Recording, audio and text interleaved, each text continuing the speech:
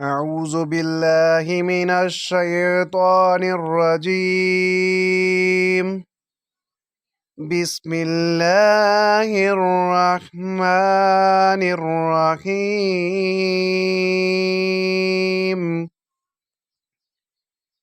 يا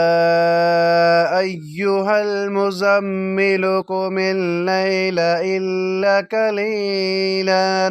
نصفه أو انقص منه قليلا أو زد عليه ورتل القرآن ترتيلا إن سنلقي عليك قولا ثقيلا إن ناشئة الليل هي أشد وطئا وأقوم قيلا إن لك في النهار سبحا طويلا واذكر اسم ربك وتبتل إليه تبتيلا رب المشرق والمغرب لا إله إلا هو فاتخذه وكيلا واصبر على ما يقولون واهجرهم هجرا جميلا وذرني والمكذبين أولي النعمة ومهلهم قليلا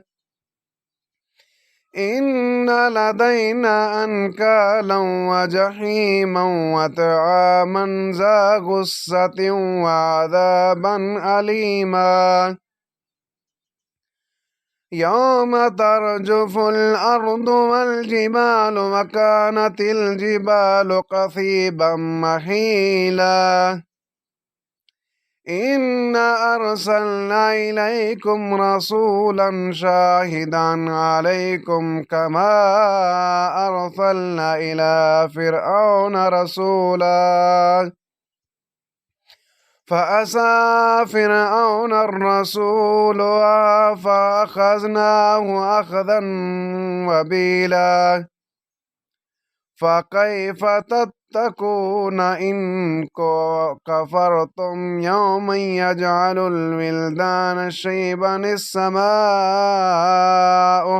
منفطر به وكان وعده مفعولا صدق الله العظيم وصدق رسوله النبي الكريم ونحن على ذلك لمن الشاهدين والشاكرين والحمد لله رب العالمين.